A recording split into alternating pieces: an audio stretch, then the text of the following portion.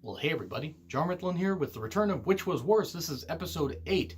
And if you're unfamiliar with this show concept, one, I haven't done one in a few months, so I don't blame you. But I basically take similar things, like similar title reigns or, stables, like what I did with DX 2006 and NWO 2002. And I look at aspects and look at, what was good, what was bad, but decide ultimately which one just misfired the most. Because this doesn't mean necessarily that every single thing I'm going to talk about in this video or in future videos, because I wrote down a bunch of these, is the worst in the world and absolutely, oh God, let's kill it with fire. But considering the similarities between these and what I'm going to talk about today is battle royal match concepts, we're really just going to look at, I'm going to look at what was the worst of them. Which one had the most potential, which one misfired, which one was just totally goofy and bad. And the three I'm going to look at. WCW's Battlebowl 1991, 92, 93. The World War III Battle Royal concept, which was 3 rings. That's a great idea. And then the TNA Reverse Battle Royal that they had a Bound for Glory 2000. I want to say they had a 2007. I think they had a couple others also. I think they might have had 2008. But the whole point is they had a reverse battle royal, and I'll get into that here in a little bit. To give you a little background, the Battle Bowl concept in WCW was a lethal lottery drawing. It would be people picked at random to be in tag team matches. Sometimes it would be allies, sometimes it'd be uneasy allies, sometimes it'd be enemies, sometimes they'd be heels, teamed with heels that they get along with. And in 1991, Starrcade 91, it came down to 20 people, the surviving 20 members, from all the teams. It was 2 rings. It was a 2-ring battle royal. And they did 2-ring battle royals in WCW and other companies after that, don't get me wrong. They did them, I think they did one at Great American Bash 89, which was such a great idea. No, it wasn't. It was a clusterfuck. 2-ring battle royals, multi-rings of anything, really besides war games, were always a bit of a mess. But 1991, you had it where it came down to Sting and Luger in the ring. If you had to be dumped from ring 1 to ring 2 and then dumped over the top rope, you're eliminated. Right. This was better than World War III. Don't worry, I'll get into World War III. But it came down to Sting and Luger. Sting won. And in Starrcade 92, they did a little bit better. They did a lethal lottery tag matches, but they had only 8 guys in there. And Great Muta won. And that was great. It didn't really go anywhere, but it was great. And then the Soul Battle Bowl pay-per-view, in 1993, Vader won. And yeah, that was pretty interesting. It was pretty weird, but it was what it was. But after that, they dropped the Battle Bowl, concept. Except you would have DDP win the Battle Bowl ring because he won the lethal lottery. And he won that. It was just weird. It was just weird because they dropped it after Battle Bowl 93 and then brought it back for no reason. DDP was the king of the Battle Bowl ring, and they still did the lethal lottery thing. It just made no sense. The lethal lottery, the Battle Bowl, not all that good. Pretty damn shit. But Battle Bowl 91's held up as a pinnacle. However, if I thought that was the worst that WCW could do with battle royals, oh, I was so fucking wrong. And boy, was I horribly misguided, because World War III, not the actual World War III, that hasn't happened yet, knock on wood that it doesn't. I mean the 3-ring battle royal concept. Because WCW had so many goddamn talents and had a working relationship with New Japan and other promotions that they could just bring people over. And they had so many people under contract, they would just trot them out and you'd be like, hey, that guy's still wrestling? I didn't know he was in WCW. Didn't he die? Not to be morbid, but there were so many people where you're just like, what the fuck? How in the world does this happen? Where in the world were these guys? There were some people that they brought in there that I didn't even know they had employed. 1995 was famous for having the Yeti. That was not the mummy wrapped in used diapers and toilet paper. No, he was Super Giant Ninja the Yeti. No, really, that's what they actually fucking did. Yeah, that was pretty ridiculous. But 1995, 95, 96, 97, 98. So you had Savage win, and he won the vacant WCW title. 96 was won by the Giant. 97 was won by Scott Hall, and then 98 was won by Kevin Nash.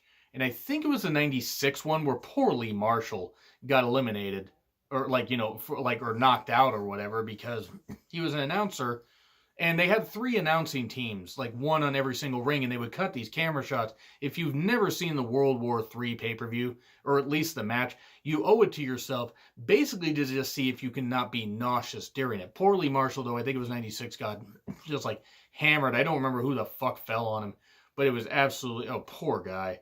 Poor goddamn guy. But looking at the roster, like, you got to look at it. You got to look at 95, you got to look at 96, 97, 98, especially 98. There were people that I forgot they even had under contract.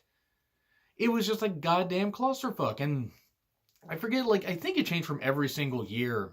But you had it where, you know, like, after so many people were eliminated in one ring, the remaining people could just go in another ring and this kind of stuff. And I think it would all culminate. You'd have, so like, say, a ring here, and a ring here. And if you're looking, like, you know, say from Ariel, if you're, and I'm not talking the Little Mermaid, but if you're looking, like, you know, from an aerial shot, you got 2 here, and then you got 1 here.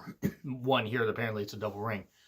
But everybody's got to conglomerate into the bottom ring there, so to speak. And it was just ridiculous because it took away so many seats that you could have had for fans. Like, if you had just done a 2-ring battle royal, it probably would have been better, even though Battlebowl was a little ridiculous. You could have actually done something and put more paying fans in there. But no, they did that, and it was just a goddamn clusterfuck. You couldn't tell what the hell happened. Cameras shooting everything. And you know, they got a bunch of cameras out there trying to shoot this. It really was a clusterfuck. It was an amazing clusterfuck, a freaking train wreck, entertaining as hell. But my God, you want to talk about a battle royal that was a freaking mess. And I thought some of the Royal Rumbles were a mess. I thought the greatest Royal Rumble, which we don't talk about because it took place in Saudi Arabia, that country that likes to hack their journalists to death with bone saws at the behead, at the word of the prince. Allegedly. No, it wasn't alleged. He did it. But the greatest Royal Rumble was pretty shit. The Royal Rumble as well.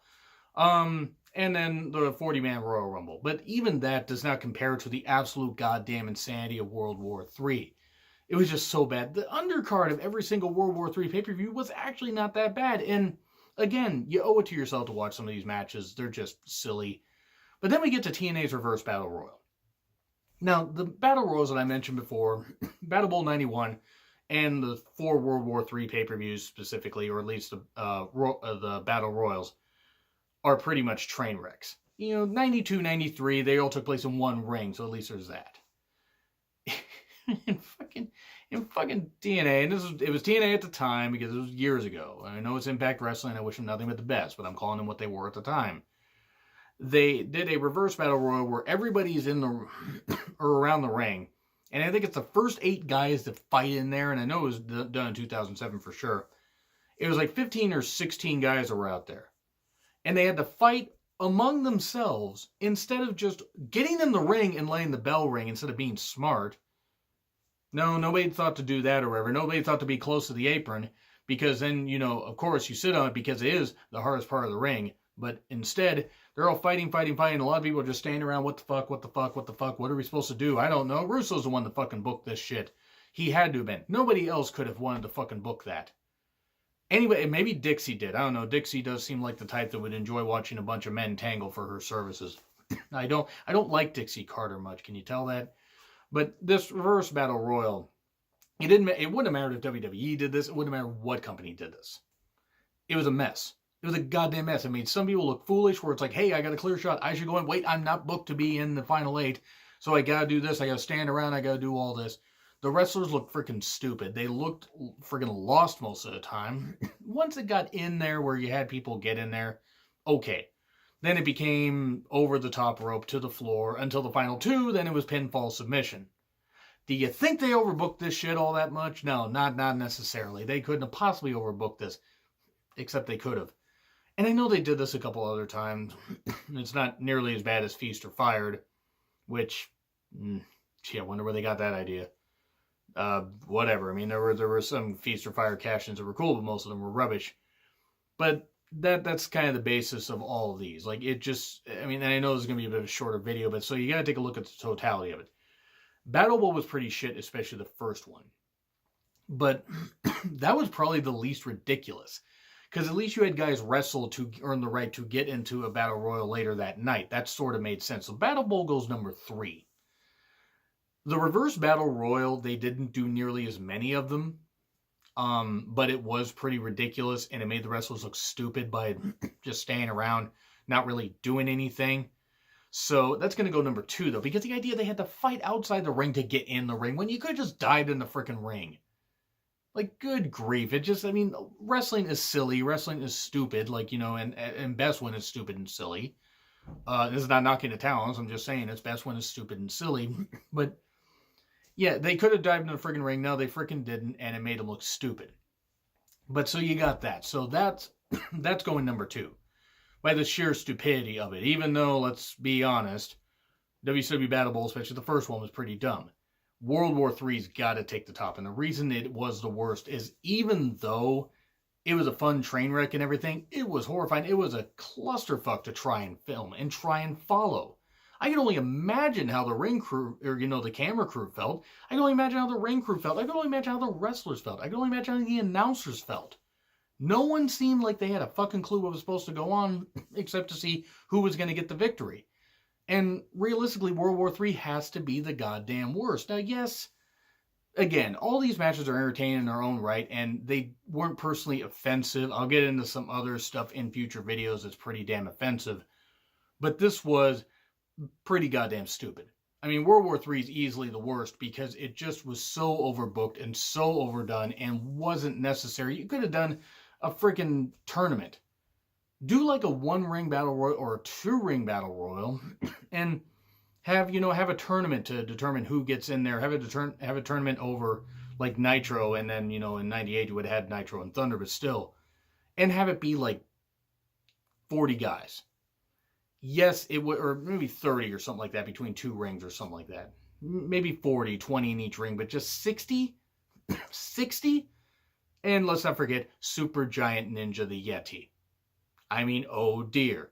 Were there others? Obviously, there were other pretty shit gimmicks in that, but yeah, World War III, the Battle Royal concept has to be the worst. So that's a little brief history on all of that, but let me know what you guys think in the comments. Like, share, subscribe, Twitter handle in the description. I'm John Ritlin. I will see you soon.